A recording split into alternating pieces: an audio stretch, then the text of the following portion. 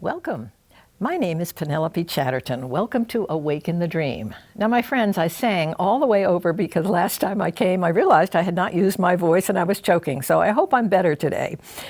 I'm going to talk about a lecture Joel Goldsmith did on a CD that Diane Doheny sent me called God Revealing Himself on Earth. It's a mind blower for me because of the language and the way he simplifies what mysticism is and what our assignment is. Before I go on, thanks Tim Riley for his reliable showing up. We've been doing this a while and he seems to know exactly what to do.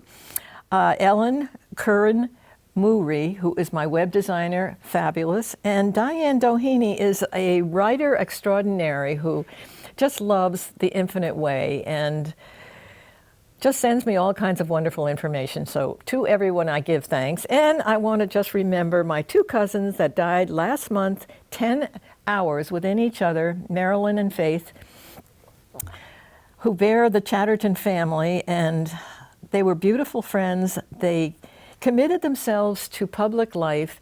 They changed many a life, and when I went to the service, I could not get over how they served mankind.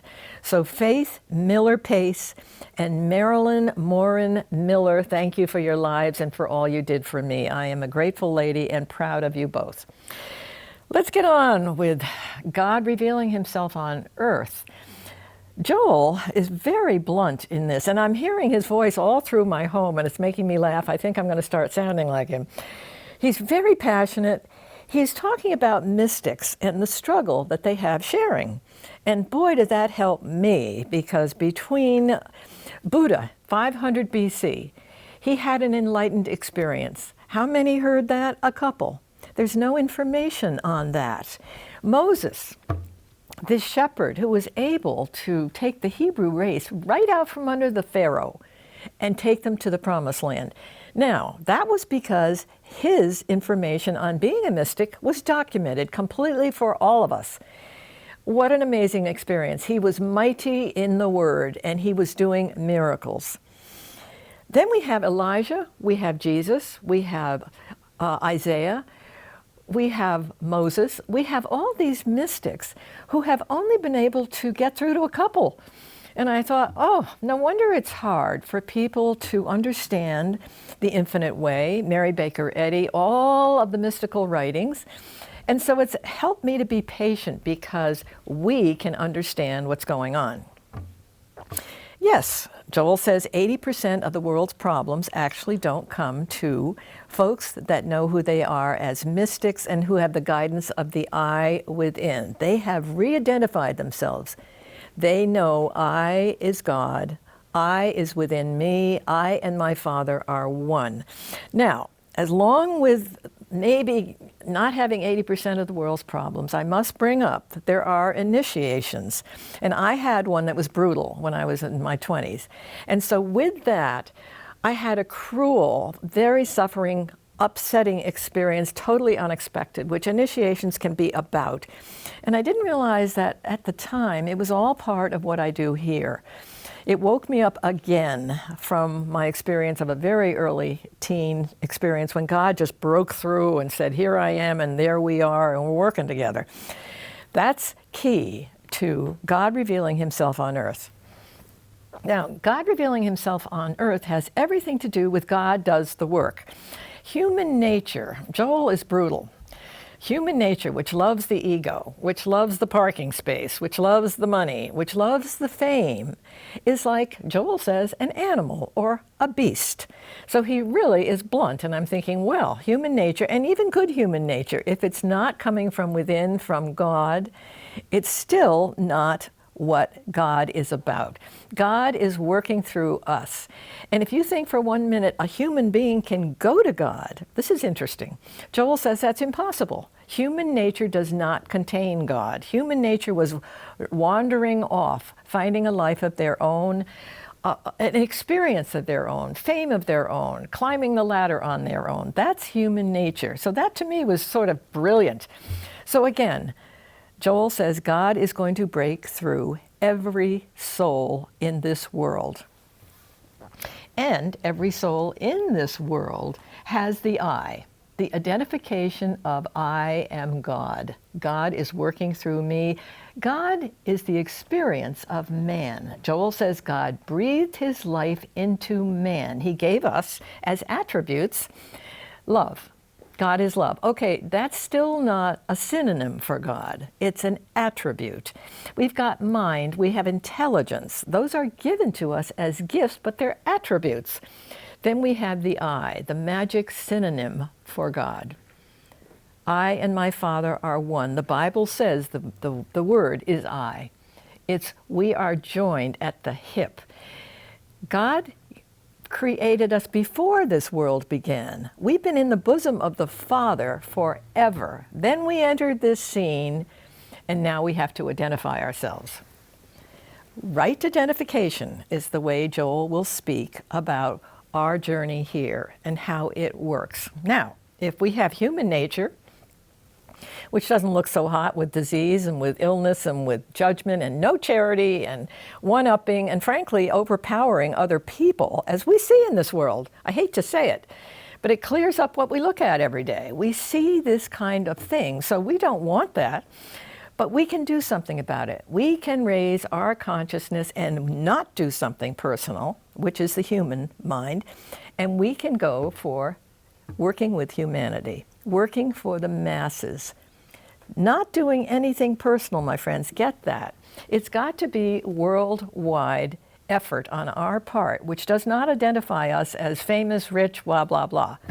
So, we all have embedded in this consciousness a special assignment. I mention it often. Embedded deeply as we go within and we listen more and we wake up to that, everything God wants us to have appears, and not the way we think we should see it.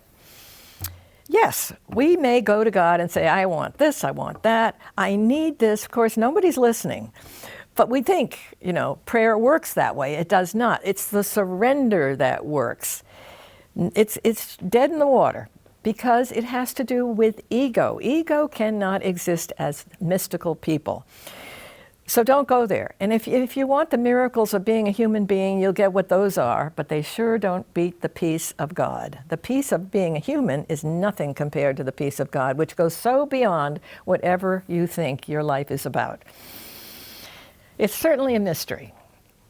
So the I of you is in the eye of every human being, person, soul that's ever entered the world. The I of you is the soul of every human being, person, man in this world. Okay, but we have to identify it. And now Joel says saint or sinner, diseased, ill, taken advantage, no charity, all of that, there's still the I of God within each one. The whole plot thickens when God revealing himself on earth is all about God revealing himself as man. There's no two. There's not God and man, God and the Son. The minute we break that, I and my Father are one, we have separation. We have organizations that worship these folks that say, gee, this is what I know. They sit at the feet of these folks, and these mystics did not want that. They didn't teach it. They didn't ask for you to worship them. Their message was, go do likewise what I am doing and what I am imparting to you.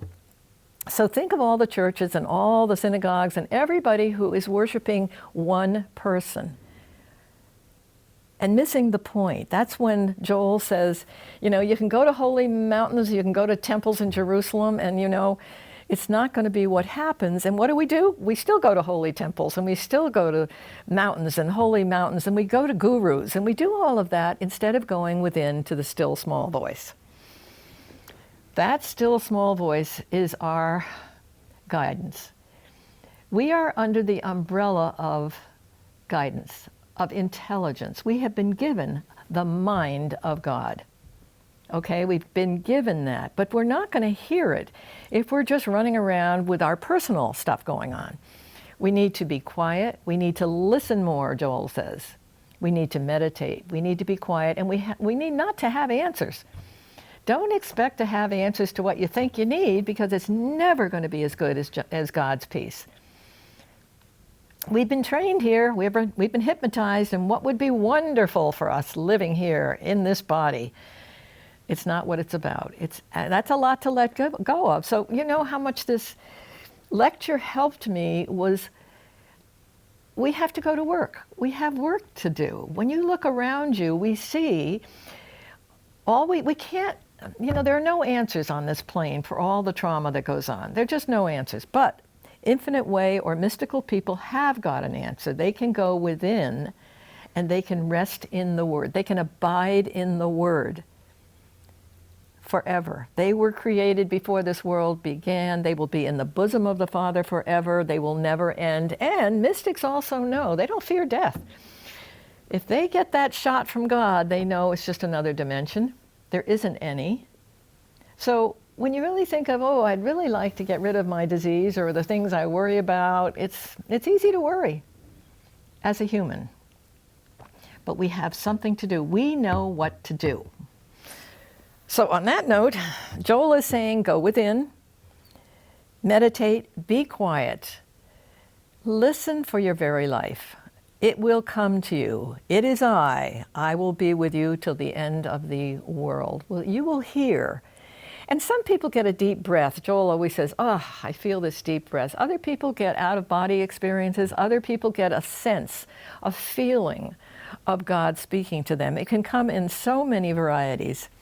Whatever it is, God is the one that breaks through you. You don't have a chance of approaching Him unless God wakes you up and you get hungry for the connection. The connection is a spiritual one. We got to remember that. And spirit and truth is God.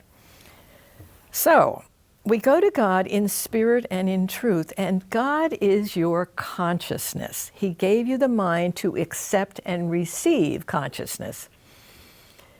Everything is embedded. We can go back. We can go back in time and amazingly pull up information that's just there. So my friends, rest in the soul of you. Rest in your heart. Expect miracles to grow as you rest in the I that I am, as you re-identify, rediscover I and my Father are one. There's no other place to go. And you know what I like about Joel's work and the Infinite Way, and thank you, Joel, is the simplicity of it. Not a lot of rules, not a lot of lessons, not a lot of humdrum. Simply go within and listen and be still and do more of that and do more of that. Now, as we do that, we find we look at other folks and we have a smile on our face. Let's say that, I always say, the worst person you know, he's coming at you, there's something going on in your life where you're being picked on or there's some bad judgment going on, and you smile within you because you immediately say, that is a child of God. And you smile and you let things go because you know who this person is, even if that person has no idea. You want freedom and you want inner peace, and the only way to have freedom is to recognize everyone, saint or sinner, is the Son of God. God is the Son. Now, we talk about freedom, which I love. Joel goes back in history. He talks about the Magna Carta and the British and the French and all of these countries that felt bound, like trade unions or people standing in line waiting for their unemployment, whatever it is. He said people that are bound found their way out. And the way they found their way out was God pushes through every soul constantly. That's why we have to listen. God's doing His homework, pushing through. Except listening, because anything that binds you in life and that straps you up, that makes you feel bound, that will break slowly but surely as you smile, as you look at your brother and your sister, and you are free. Think of that, you're free. I love the word. We can be free as mystics, as Infinite Way students, as lovers of serving humanity and helping the world where we can. Apparently, from what Joel says, 2 or 3 can find you that are on the same page. And in this case, I'm grateful to be under the umbrella of Awaken the Dream because people tend to go there that like the Infinite Way. And so that's a free place. That's a place you can go where you can share with like minds, because you're not in trouble with going to the unprepared mind and getting in hot water. And they say when you go to the unprepared mind with ego and all of that, you're really in for trouble. It's doomed. It's doomed. Now, what about this freedom? What about seeing your brother and sister as whole? What about being a benediction? What about what's going on with being born? I mean, a lot has been written about procreating, about eating and drinking and being here, and we're doing this. And Joel makes a point of saying that's the way it is. And it's going to be that way from what he says for a while. And what's beautiful about, he was talking about Mary and the seed of birth in the womb. It's Christ ready to be born. In everyone that is born, God is the man, the woman of whoever is born. They are sacred and they're whole and they are perfect and they are to be honored. Having children, drinking water, eating food, doing what we do here is beautiful. And it's what we do because that's what's going on. For now, heaven only knows what's coming up. But with your souls that come in, just know they are like Mary with the womb, with Jesus. They are waiting to come forth as miracle workers of God. They are God manifest, another soul manifest. So we have key words here. We can be benedictions. What I love the most is being free of anything that binds us. Think about your life. Things bind us, or that we think we'd like to be freer of. And that there's a formula for that. It may take time. Unfolding, Joel says, takes time. So we have to be patient, of which I have none. And we go for grace. Now, Joel says if you go for grace, then you might say, well, what's that about? He says, don't worry about what that's about. That's not the point. Going for grace is going for what God might have in mind for you. And you don't have to manifest or think about what it might be. You let it go. You let go of this plane to enter another dimension and see what God has in mind. It could be a complete shock. So my friends, just try to remember that the key to the infinite way is God manifested man. God manifested man. Every single soul in this world, saint or sinner, has God in charge. The job, obviously, is to allow that to happen. So, as usual, we meditate, we're quiet, we listen, and prayer is listening. It's just listening. You never know. Somebody on a street corner could be saying something that you say, oh my gosh, that's what I was listening for. That's what I was looking for. It can come through very weird ways. It can come through a song. It can come through a feeling of love for someone. It's miracles grow within you as you appreciate what mystics throughout all mankind have been trying to tell us. And it comforted me that they could only hit a few. Even Jesus, Joel says, his disciples, there's nothing written there of what they understood. But whoever scripted the Gospel of John got it, like Moses got it, Elijah got it, Buddha got it. So it fascinates me that those who have this very profound message, and it kind of makes sense because it's so otherworldly, it's so not here, and we're hypnotized. We are brainwashed from the minute we're born with schools, with parents, with politics, with everything that's going on. We are overwhelmed, and that's a lot to cut through, but it can be done, and sometimes an initiation is needed for us to really take a shock to our system, to wake up and say, oh my gosh, what am I doing with my life now? Where am I? What's with that? And be a benediction to others. Being a benediction is the divine way. Joel, God love him, is a mystic. And he left the church because he saw organization. He talks a lot about if it's not from within, if it's God and Son, it's got to be I and my Father are one. There's only one of anything. There's not two souls. There's not God here and a Son over here. They're joined. So he said the minute you have organizations, churches, temples, whatever, who try to worship the soul that's trying to give the message instead of going and doing what the message is, That's not going to work. It's never going to work. There is a law of love. Okay, we're getting to the punchline here. The law of love is that always works. The law of the mortal world, the law of sin, death, disease, blah, blah, blah. Anyone who tries to confine someone, I think of children being separated at the border. Anyone who tries to confine or hold anyone in bondage, it's going to fail. It will fail because it doesn't work. The only thing that's going to last in this world and many worlds maybe to come, many incarnations maybe, is the law of love. That is power. That's the ultimate power, is we love one another because we see who everyone is. So hang on to that. Be a prophet. Yes, prophesy. That's another part of this particular lecture is God says we can prophesy. We can. Throughout history, it's been safe to do it because the law of God is good and it works. It's okay to do that because other laws don't work that have agendas, that have parking spaces and egos and money. Just know, it's like vote with your heart. See the good in people. Be a benediction. See the law of love operating and know, just know, for sure, it's a rule.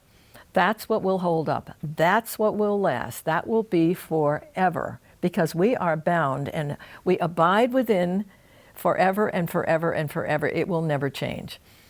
So you have company, you have guidance, and you have a silent mind if you will use it. So I'm winding down, friends. Meditate, be still, do it. And watch miracles come because they will grow with you and expand, and you can find an easier life as you do this. So I'm going to check out and thank you all for listening to me. Carry on because I love this particular lecture and it has helped me so much with my own life. Thank you again.